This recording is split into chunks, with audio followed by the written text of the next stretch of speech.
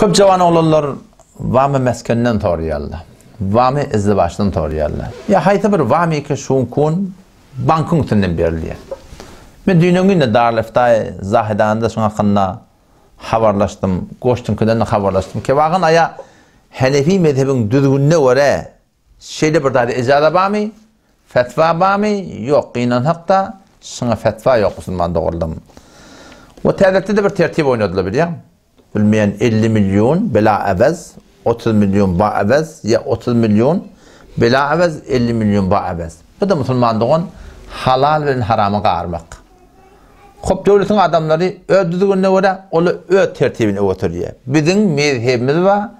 Mezhebimizde ne kadar her atlamada şöyle jur gelenek, şu da ez cümle şan bir musulmanlığın. Şu da hem qiynasak da jur gelenek musulmanlığın qanı da eğer logman doğru bolmasa neslin harap bolar. Oğlunlar jawan oğlan inheme qiyinçylyk bar, narahaty bar. Näme meňe jabaz bermeýäňiz? Men näme bilýän edem diýdim. Onda reis bankdan gidip oturşmaly baba, biz oturşanyň peýdasy ýok. Biziň aýdamda gulak asmaýarlar. Ýoksam şu bankdaky bolýan wamlar bar ha. Ýani barahym 2 daýgan sen bize dogurlap berip bilýär. Hiç sat işi ýokmy bu? Ahunçlukdan sonra 2 ýyl Darleftada okýanmyzda 2 ýyl bir de bankdary islamy ýokýdylar. Bir de hiç sat işi ýok şoň. Ýöne qiyinansak da bile biziň diýemimiz etmeýärler. Düzgünle oturýar. O zaman şu taýda musulmanda bolmaly, eger logmamyda haram goşulsa, haýdyp oturýarda neslin harap bolar, neslin. Adam nesl bolýar adamda. Qyýdyň, oglan goşaň, şulardan hemen harap etýärler. O zaman şu taýda maşalatlary gaty barahym Allah çokup dogurlamak gerek. Ata cennete girecek bolsaň, qyynçylyk ken, narahatylar ken, ne kadar ha muşkilat ba. Olunda bir jawan oglan niye?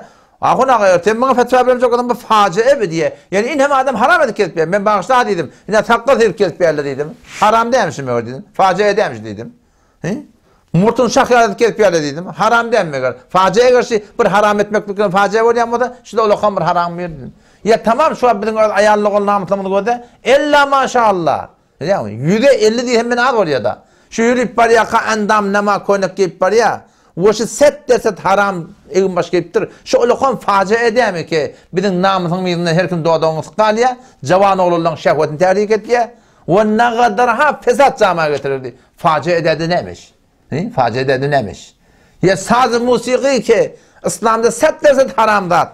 Gelip şu kun televizyonun tenen yeni biradın tenen bizim ömürde rahatça ondan göğünde Yahudun filmini, Mesih'in filmini, Buday'ın filmini, yeni bir görün filmini rahatça gödeliye meğer faciye edemiş Müslüman'dan. Müslüman bilmeyen etkiye haberi yok, muptala oluptur, terk edilmeyen etkiye. Eğer serfen vami mesken Allah'ın bana faciye olayan moda Müslüman'dan ondan önce kopan ken faciye edebe Müslüman'dan. O zaman şu taýdan bana şıratlara katı yani var ahim neslin harap etdiği habardar olmak gerek. Rahi Huda dirzutlar soğutsuz ne der? Huda bilen motan Huda deyip dursan gümen etmeyenlerini doğurlar. Allah'ın vaadeti var. وَمَنْ يَتَّقِ اللّٰهِ يَجْعَلْ لَهُ مَخْرَجًا وَيَرْزُقْهُ مِنْ حَيْثُ لَا يَحْتَسِبْ وَمَنْ يَتَّقِ اللّٰهِ kim Allah'dan korksa, yani günahdan kaçsa, şüpheden kaçsa, ne yapacak ya Allah? يَجْعَلْ لَهُ مَخْرَجًا Allah ben sana yol açacak deyiptir. Kim açacak deyiptir? Allah Celle Celaluhu. Şu 7 kat atman, 7 kat yer taktaptan Hudaya ettir. وَيَرْزُقْهُ مِنْ حَيْثُ لَا يَحْتَسِبْ gümen etmeyen yerine yetiren ettir. Gümen etmeyen yerine yetiren ettir. Kim ayettir? Hudaya ettir. Tenegar bağın Hudaylıklı olsan, namaz bilen olsan, ya Rabbi Allah şu şüpheli al, doğru dediler. Yalnız ben senden korktum, senin dergahına cevap vermekten korktum, harama koşulmaktan korktum, şüpheli koşulmaktan korktum. Ya Allah ben seni terk ettim, sen razı olalım derek, sen razı olsun deyip. Yalnız sen Kur'an'da şey deyip dursun, yol açacak deyip dursun. Yalnız bana sen yol açtı, Allah bilen kaseme göre yol açılmadan. Her yerden o yol açar biliyor musun?